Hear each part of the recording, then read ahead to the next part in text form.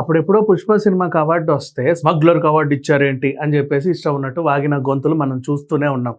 అయితే 'పుష్ప' అనే సినిమాకి అవార్డు ఎందుకు ఇచ్చారు అంటే ఉత్తమ నటుడుగా అల్లు అర్జున్‌కి ఆ పాత్ర పోషించినటువంటి నటుడికి అతను చూపించినటువంటి ప్రతిభకు దక్కిన పురస్కారం అది. అంతే తప్పితే మీరు స్మగ్లర్‌కో, దొంగకో అవార్డు ఇచ్చినట్టు కాదు. అలా ఆలోచించే వాళ్ళు అక్కడే ఉన్నారు. అవార్డు తీసుకున్న వాళ్ళు ఎక్కడికో వెళ్ళిపోయారు. మనం చూసాము. నెక్స్ట్ ఇప్పుడు ఇందాక చెప్పిందేంటి? అది ప్రతిభకు దక్కిన పురస్కారం.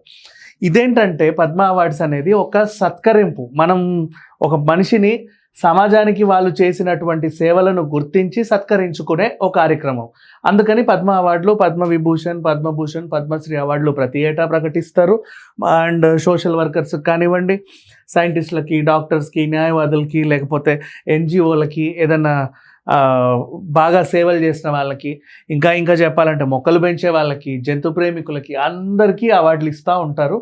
వాళ్ళు సమాజానికి చేసినటువంటి సేవని గుర్తించి వాళ్ళకి ఈ పురస్కారం అనేది ప్రతి సంవత్సరం అందజేస్తారు. ఈ సంవత్సరంలో కూడా చాలామంది సినీ ప్రముఖులకి వచ్చినా కూడా మన తెలుగు రాష్ట్రాల్లో 2 సినీ ప్రముఖులకి ఈ అవార్డులు అనేవి ప్రకటించారు. రీసెంట్లీ చిరంజీవి గారు కూడా వాళ్ళని పిలిచి ఆత్మీయంగా సత్కరించుకున్నారు. అండ్ అందరూ హ్యాపీ ఫీల్ అవుతున్నారు. బోల్డంతమంది శుభాకాంక్షలు చెప్తుంటే ఒక న్యూస్ వైరల్ అవుతా ఉంది. దాంట్లో ఏముందంటే స్టేజ్ ఎక్కి బూతులు తిట్టిన రాజేంద్ర ప్రసాద్కి పద్మ అవార్డా, వెంకన్న స్వామిని చౌదరితో పోల్చి అండ్ అతనికి మురళీమోహన్కి అవార్డా అంటున్నారు. ఒక నిమిషం, చాలామంది మా కులదైవం చాలా గొప్పగా చెప్పుకుంటారు కదా. కులదైవం అంటేనే దేవుడికి కులాన్ని అంటగట్టినట్టు. ఫస్ట్ నేర్చుకుచావండి. కులదైవం అంటే అదేదో పెద్ద గొప్ప విషయం లాగా చాలా సినిమాల్లోనూ చూసాం, బయట కూడా వింటూనే ఉన్నాం. ఆయన చెప్పిన పదం ఇది 2 ఒకటే. యాక్చువల్గా చెప్పాలి అంటే ఏమో తనకి ఇష్టం అలా అనుకున్నాడు. అది పెద్ద విషయం కూడా కాదు. దాన్ని అంతగా చర్చించాల్సిన అవసరం ఏం లేదు. నెక్స్ట్, స్టేజ్ ఎక్కి బూతులు తిట్టిన ఆయనకి అవార్డా అన్నారు. రాజేంద్ర ప్రసాద్ గారికి వాళ్ళ అమ్మాయి అంటే చాలా ఇష్టం. యాక్చువల్ చాలామందికి తెలియని విషయం ఏంటంటే రమాప్రభ గారికి వీళ్ళంతా 13 మంది అక్క చెల్లెళ్ళు. యాక్చువల్గా లాస్ట్ చెల్లి ఎవరైతే ఉన్నారో చాముండేశ్వరి, ఆ లాస్ట్ చెల్లిని తన కూతురులాగా అనుకొని రాజేంద్ర ప్రసాద్ని అల్లుడిగా చేసుకొని కూతురికి రాజేంద్ర ప్రసాద్కి పెళ్లి చేయడం వల్ల ఇతను ఆవిడకి అల్లుడు అయ్యాడు. యాక్చువల్గా చెప్పాలంటే అల్లుడు కాదు, వాళ్ళ చెల్లిని పెళ్లి చేసుకున్న అతను, సింపుల్గా చెప్పడం. కానీ చెల్లిని తన కూతురుగా ఫీల్ అయ్యి తనకి ఇచ్చింది. సరే, ఇది చాలామందికి తెలిసినా తెలియకపోయినా ఇది అనవసరమైన సబ్జెక్టు. బట్ ఎందుకు చెప్పాల్సి వచ్చింది అంటే ఇప్పుడు ఒక ఆర్టిస్ట్ని, తోటి ఆర్టిస్ట్ అంటే తన భార్యకి అక్కని తల్లిలాగా అత్తలాగా చూసినటువంటి గొప్ప మనిషి ఆయన. వాళ్ళకు కూతురు పుడితే ఆ కూతుర్ని కూడా అంతే ఆప్యాయంగా అపురూపంగా చూసుకున్నాడు. కొన్ని సందర్భాల్లో ఎందుకో వీళ్ళిద్దరికి మాట చెడింది. పక్కనే ఉంటున్నా కూడా ఒకరికొకరు మాట్లాడుకునే వాళ్ళు కాదు. అన్ఎక్స్పెక్టెడ్గా ఆవిడ చనిపోయింది. ఆ డిప్రెషన్లో ఉన్న ఆయనకి చాలా రోజులు బయటికి రాలా. యాక్చువల్గా చెప్పాలి అంటే ఇప్పుడు బ్రహ్మానందం గారు కానీ, అలీ గారు కానీ, లేకపోతే ఉత్తేజ్ గారు, లేక ఇంకెవరో నరేష్ గారు, హూఎవరు, శివాజీ రాజా గారు, గుండు హనుమంతరావు, వీళ్ళందరినీ ఎప్పుడెప్పుడో సెట్లో కలుసుకున్నప్పుడు వీళ్ళు ఎలా అయితే సరదాగా ఉంటారో చాలా కాలం తర్వాత ఆయన బయటికి వచ్చేసరికి వాళ్ళందరిని అలా చూసేసరికి సరదాగా, అంటే ఒక సాయంత్రం 9 గంటల తర్వాత రౌండ్ టేబుల్ మీద కూర్చొని ఎలా మాట్లాడుకుంటారో అలా మాట్లాడుకున్నారు. కాకపోతే అక్కడ మీడియా ఉండడం వల్ల ఈయన అలా అన్నాడు, ఇలా అన్నాడు అని పోర్ట్రే చేయడం వల్ల ఇది తప్పు ఒప్పు అని చెప్పి చాలామంది డిస్కస్ చేసుకుంటున్నారు. ఆ డిస్కషన్ని కాసేపు చెత్తబుట్టలో వేద్దాం, అనవసరం. నౌ పద్మ అవార్డు, ఇతను సమాజానికి చేసిన సేవ ఏంటి అనేది మాట్లాడుకుంటే, రాజేంద్ర ప్రసాద్ గారి సినిమాలు చాలామంది చూడండి ఎప్పటి నుంచో ఇప్పటి వరకు కూడా. స్టార్టింగ్లో ఇతను కావాలంటే హీరో అవ్వచ్చు, ఎందుకంటే చాలామంది హీరోలకి ఇప్పుడు స్టార్ ఉన్న హీరోలందరికీ ఈయన సీనియర్ రాజేంద్ర ప్రసాద్ గారు. ఆయన హీరోగా ఎంట్రీ ఇచ్చినప్పుడు ఆయనకు అవకాశం ఉంది.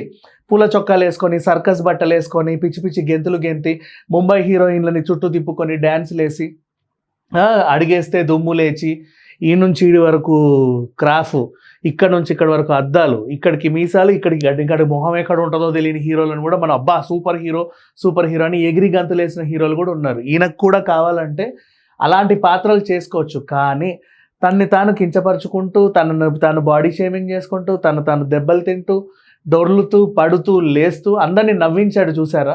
అది అంటే వచ్చే ప్రేక్షకుడికి నా తరఫున నేనేదో ఇవ్వాలి అని చెప్పి కొన్ని రోజులు నవ్వించాడు, కొన్ని రోజులు ఏడిపించాడు, ఇంకొన్ని రోజులు ఏంటంటే ఒక మెసేజ్ ఇచ్చుకుంటూ వస్తున్నాడు. ఈ మధ్యకాలంలో ఆ నలుగురు అనే సినిమాని కనీసం సమాజంలో నన్ను అడిగితే 100లో 90 మంది మారారు ఆ సినిమా చూసిన తర్వాత. ఆ రేంజ్‌లో పేరెంట్స్‌ని తక్కువగా చూసి, ఆస్తి కోసమే పేరెంట్స్‌ని ఏదో ఇబ్బంది పెట్టే వాళ్ళని చాలామందిని చూసాం. మీకు ఇంకో విషయం తెలీదు.